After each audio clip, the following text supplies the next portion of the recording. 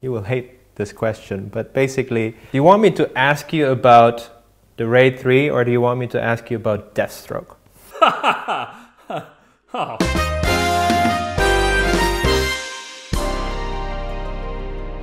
Selamat datang kembali di The Industry, presented to you by Oppo. Sebuah acara mingguan tentang segala hal yang berhubungan dengan industri perfilman, di mana saya, Arifin Putra, ngobrol dengan orang-orang berbakat yang memiliki passion yang sama dengan saya, cinema. So, without further ado, let's roll! Hey Gareth, how are you doing? Doing good, my friend. How are you? Long time no see. Very long time no see. It's very good to see you, although, you know, it's just virtually, but hey, I hope you're keeping sane during these uncertain times. Yeah, that seems to be the new norm now, doesn't it? Everything's virtual, everything's on Zoom or some kind of screen sharing thing. But yeah, weather's been pretty good so far, even though we're coming into October and Wales is notorious for a lot of rain, as I'm sure you're aware. I think when you came to visit us, we had okay-ish weather, I think. I can't remember. Do you miss the floods from Jakarta? No, I don't. You know, that was certainly not something I missed at all. I saw on your Instagram you're kind of prepping for something actiony. Yeah. Is that still for Gangs of London, which we will talk about in a bit, or is it something completely different, or what is that? So this is something completely different. I've been developing a feature film that was supposed to shoot in August of this year, but obviously that changed.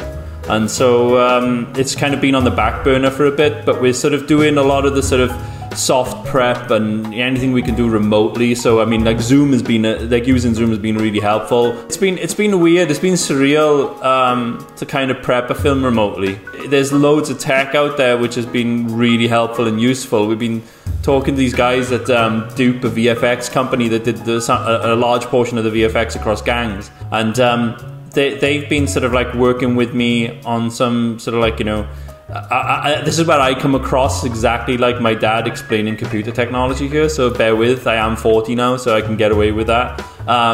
So they've been setting up, doing a thing with where we have like virtual set builds, so we can plug into VR and then take a look at designs of sets and discuss and say, oh, can we have a prac light here, or can we change the color of the walls, this, that and the other. And it's a really, really useful tool to be able to kind of like have an oversight of how the film is going to look and what each room and what each little set is going to look like before you get to set and before you start shooting. So the technology's been amazing. I got a truck chase sequence in the new film, and we've been doing this thing where they have kind of taken the GPS coordinates of the location that we want to use for the chase sequence. They've mapped it all out and recreated it in sort of Unreal Engine. And then they've done an animation of what the trucks would do, what the cars would do. And then I'm here in this little space here with a couple of remote sensors dotted around the room. And basically I've got like a little iPad with a puck on the end of it, which picks up on the sensors. And I'm able to shoot a previs, like an actual, the mechanics and movement of the camera, tell them, oh, can you put a camera here? And then they just drop a virtual camera in that space. And then I'm able to do takes of things and see what looks good, what looks bad, but you know, with trucks moving and cars moving and crashes happening, like it's a game changer of a piece of kit. It's unreal. But with that kind of sandbox approach, does that kind of make you burn through your budget even more? Because, you know, all of a sudden you have all of these toys and you're like, wow, we can do this, wow, we can do that. Not really, because what it does is it kind of allows me to, like, I'm not going to go to my producer then and then say, oh, I need everything in case I need something. I can say to him, oh, I need this specifically for this shot, or this specifically for this one sequence. For me, it's amazing. And also the other thing, which is like, you know, worth its weight in gold, is that I'm able to do multiple car crashes and truck sequences and you know, and get lots of different angles and figure out exactly what I want to do. And there's no stunts involved. No one's in harm's way. Nothing is a risk because it's all just virtual for now. I mean, it sounds like you're having a ball over there. I mean, I would love if we had so many tools at our disposal. But what actually got you into film, or when did your love for movies start? And is there maybe like one particular movie that kind of got you going, or a certain genre or something like that? I was always interested in film in some capacity. When I was a kid, I always dreamed of being an actor. That was like my thing. I wanted to be an actor. And I grew up watching, like, you know, De Niro and Pacino and kind of obsessing with them. And then I very, very, very quickly realized that I couldn't act for shit. And it was at that moment when I was like... What gave it away? What gave it away? Just, I think, you know, I didn't have a video camera when I was a kid, you know what I mean? So it wasn't like I had a video camera, like shot myself doing some monologue or soliloquy and then watching it back and being like, oh God. You know, it wasn't like that. It wasn't like a moment like that. But I just think I just kind of knew that I was too self-conscious about stuff. So I was too aware of everything I was doing and I couldn't just switch off from that. I found out that I was enjoying the process of writing stories. I enjoyed the idea of seeing a visual and experiencing a performance more than creating one, more than actually, you know, being the person performing. And you know, I grew up watching all sorts of films. My dad was a massive film buff and would always bring back like VHS tapes from the video shop, and you know, we'd rent them out and watch them over the weekends. You know, and all sorts of different films. Like, it was never a case of it being just whatever was coming out of America at the time.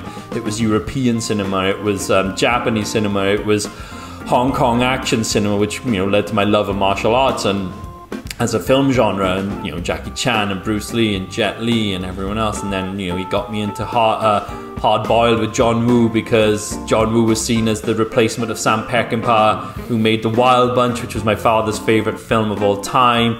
I think that was the initial interest I had, and I was in a small village. Like, I wasn't living in a big capital city. I wasn't close to the industry in any way, shape or form.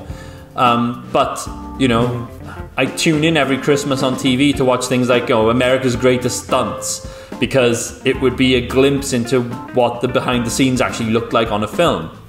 But then as I was growing up then, I think when I was probably 17 or 18, Boogie Nights came out. Might have been 16, 17, and Boogie Nights came out, and it was in the cinema, and I went to go see it in the cinema. And I just remember watching that film. It was a packed screening, everyone was there.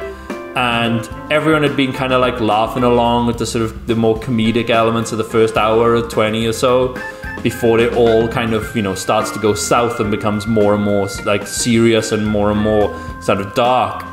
And then I realized we kind of all got swept up with this party atmosphere of the first hour and 20 of that movie, and then got completely stunned into silence once it did that turn, that darker turn.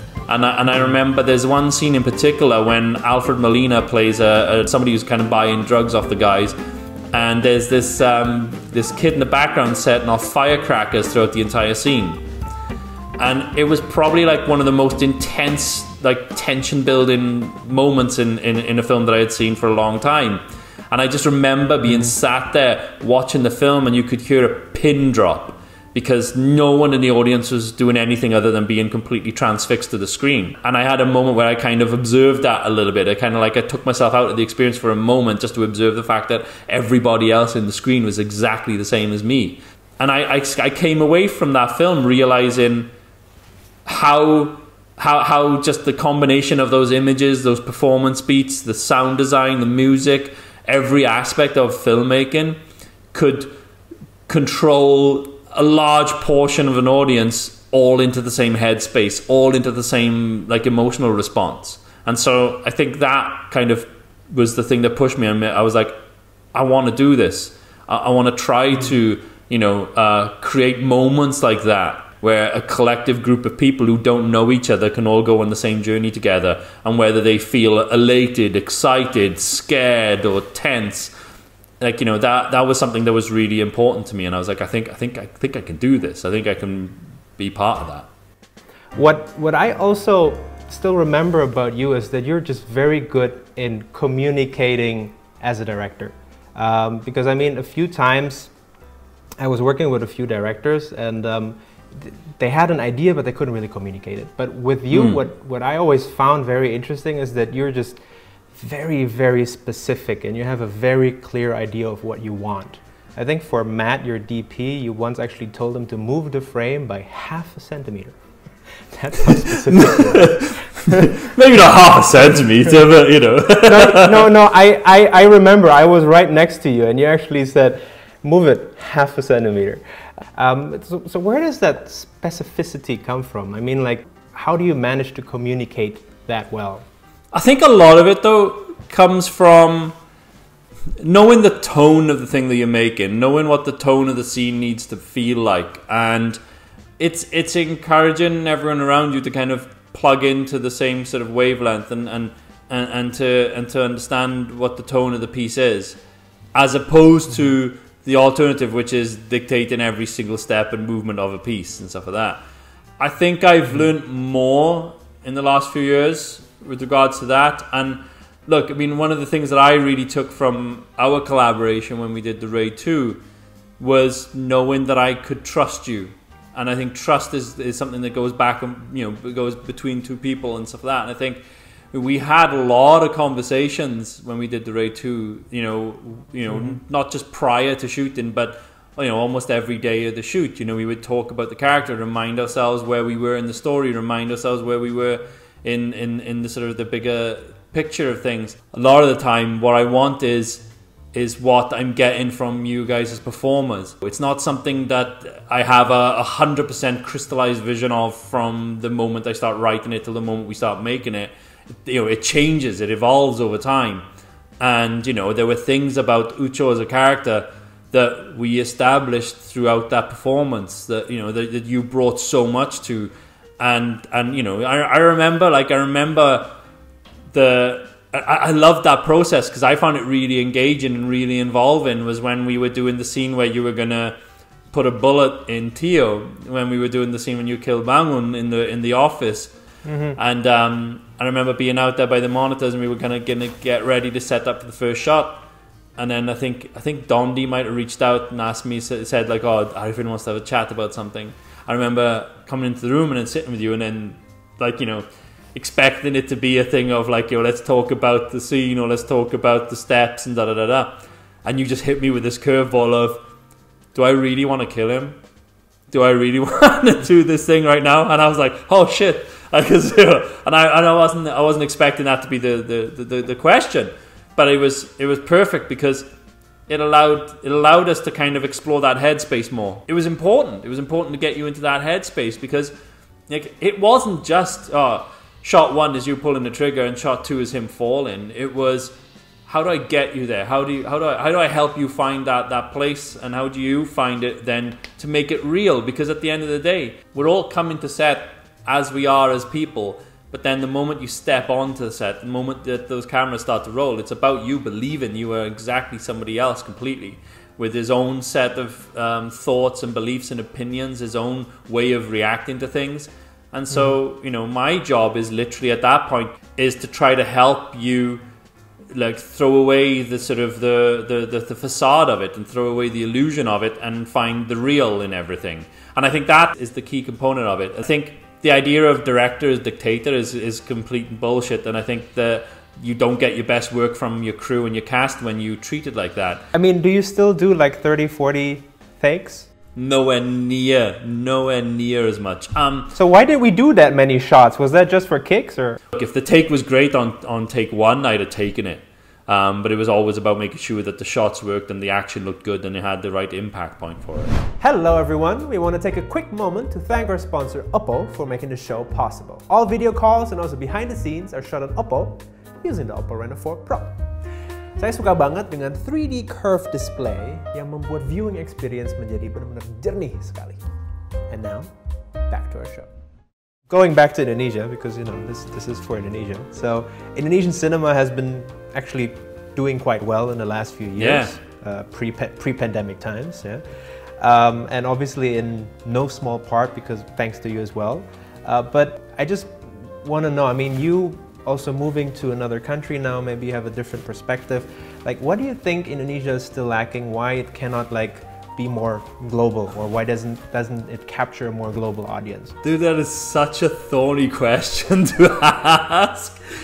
Why not? Because you're an outsider, so an outsider perspective would be nice. Yeah, I think it's definitely moving in the right direction. I think, what the guys doing out there, like Timo and Kimo and Joko and the guys in Upi and stuff, what they're doing right now is amazing. Living in the UK, my access to a lot of films is quite difficult. It's harder now, to be able to keep track of the Indonesian film industry. When Gundala comes out, they'll be able to pick that up. I'm excited to check out Impetigo.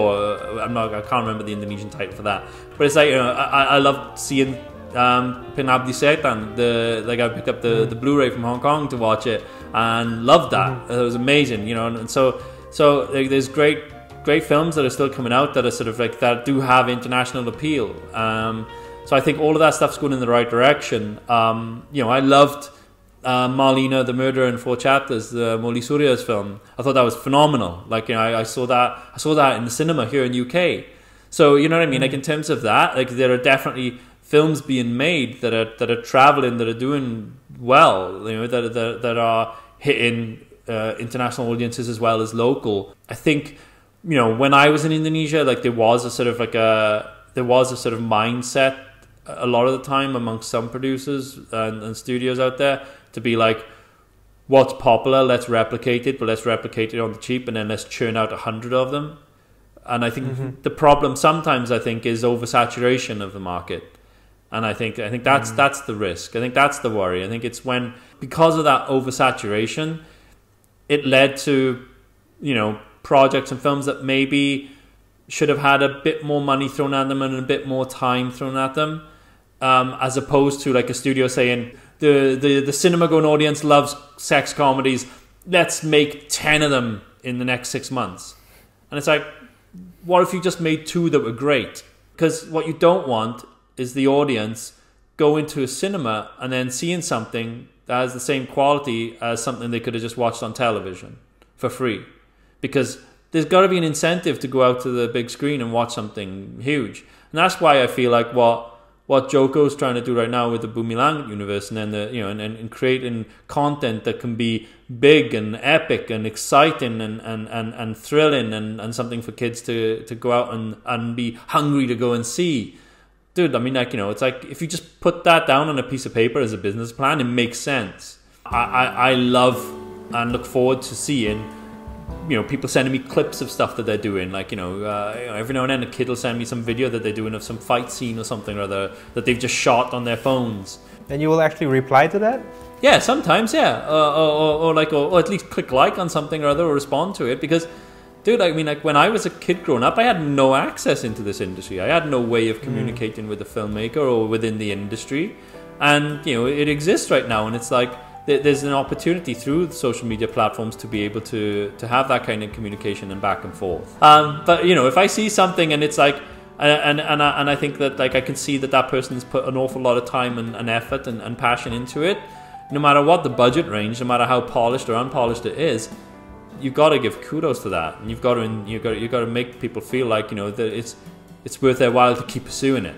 And I think that, you know, that's our responsibility as filmmakers, you know, who are not 20-year-olds anymore. And you know, and you know, I'm enjoying what I do right now, but I you know, I know at some point, probably in the next 10 to 15 years, I'm going to be too tired to kind of run around with a camera doing previews, and I'm going to want those people to kind of come on board and work with me and then be like, oh, this is the shot I'm thinking of, can you go and do it? My bones are too tired. But would you ever consider of doing like another feature or a TV series in Indonesia, or you're very happy where you are right now? Never say never is the answer to that. You know, Justin I do Bieber. Feel... Oh.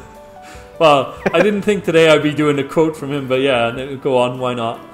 But like, I would say, for me, I'm really happy where I am right now, and and I'm trying to build something here, like an infrastructure here in Wales. I could have gone elsewhere. I could have travelled to LA. I could have travelled to London, but I chose to come back to Wales. And you know, it's like, as much as I absolutely adored my time in Indonesia and the work I got to do out there, you know, there was always a part of me that was like, oh, I never made it in my own country. Like, I never made it back here in the UK, like in Wales. You know what I mean? And I always felt like I didn't push myself enough in the industry here in Wales. Like, you know, it's not that the industry failed me. It was me not really, you know, putting myself out there enough. And so I feel like I got a responsibility to kind of like to utilize this time now and the sort of the opportunities that I have in order to kind of like maybe build something here in Wales. But, you know, all that being said, I'd love to come back out to Indonesia someday and do a film as well. And, you know I had ideas for projects that were very specifically, you know, Indonesian set. Whether they are projects I can still get ahead and make, you know, I'd love to sort of reunite with Iko and Yayan and the boys at some point and find something that we can all do. You know, likewise, I'd love to be able to bring you over here sometime. And then yeah, I was just saying. I mean, like, why am I being left out of this conversation here? I mean, like, I'm sad. I just brought you into it, man, you know, before you said anything. But you know, it's like I had a great time working on all those projects, and I think that, you know, there'll be times where all of our paths will cross again at some point. I'm almost certain of it. And on that note, I mean, you will hate this question, but basically, do you want me to ask you about the Raid 3 or do you want me to ask you about Deathstroke? Oh, fuck. With the Raid 3, I had every intention of making it, and I had an idea and a storyline for it that I've spoken about in the past. It was going to follow on immediately from the end of the Raid 2, if not go a little bit earlier in the timeline of that movie. And it was going to be more about the Japanese Yakuza characters as opposed to about Rama. So it was going to be a detour, and it was going to be about the Yakuza characters being under attack really from their own headquarters in Tokyo, but sending a kill squad over to Jakarta. And because they've started messing with the cops and the politicians in a country that's not their own, it's seen as a sort of like, you know, wipe them out and get rid of them. And then the idea was that they were going to put in Kazuki's character in as a sort of de facto boss if he gave up Goto and his son. And so what happens is that the kill squad fail in their attempt to kind of like to get him, and then and basically they end up going into hiding in the jungles of like West Java. And I was gonna try to kind of try to get Christine Hakim to kind of be in it as this sort of like matriarchal mob boss that lives out in the jungle, and she has like lots of kids that kind of fight for her and kill for her. And it would have been pretty cool. It would have been a really fun little sort of like different type of movie. You know, this Japanese kill squad suddenly having to negotiate their way through the jungle instead of like an urban city of concrete. And yeah, I had the idea all set for it, but it was one of those things where enough time had passed. I went on to do other projects, and then those projects took me away from Indonesia, and not only that, time took me away from the idea. And it just felt like one of those things where I felt like the second one had ended so well, and I know some people say it's a cliffhanger, but I never really thought of it as a cliffhanger. I always felt it was pretty definitive when Iko says, "I'm done." It's like that's him, you know, literally saying it's over. You know, so for me, it was quite clearly the end of the line, really, in terms of his story. And so I never really had any ambition to kind of go back and do more with it. Fair. I had to ask the question because even I still get that question like all the time. Like, hey, what about Raid 3? What about Raid 3? I'm like, hey, I'm not the director. I don't know, man. Don't ask me. Thank you so much for your time today. I know you have a lot of things that you need to take care of, like That's okay. 2 shows and all that stuff. So thank you so much for today, and stay healthy over there, stay sane, and looking forward to eventually seeing Gangs of London at some point. I'll send you a Blu-ray. I'll take it. All right, cool. Okay, man. Thank you so much. Thank you so much. And I'll see you when I see you at some point. Yeah. Hopefully. Yeah, we'll sort out something. Either you come here or I go there. We find a way. Bye, man. Take care. Bye. Itu dia, Gareth Evans, si perfeksionis yang keliling dunia untuk memperkenalkan budaya Indonesia dan sekarang akhirnya pulang kampung untuk memperkenalkan budayanya sendiri. Semoga sukses selalu. And thank you for coming on the show. Kalau kalian suka episode kali ini, like, subscribe, dan kalau ada komentar tambahan atau pertanyaan langsung tulis di bawah. Dan supaya kalian tidak ketinggalan episode selanjutnya dari The Industry presented to you by Oppo, klik tombol lonceng. And that's it for today. Thank you to all cinema heads out there. Stay safe, stay healthy, and most importantly, wash your hands, and that's a wrap.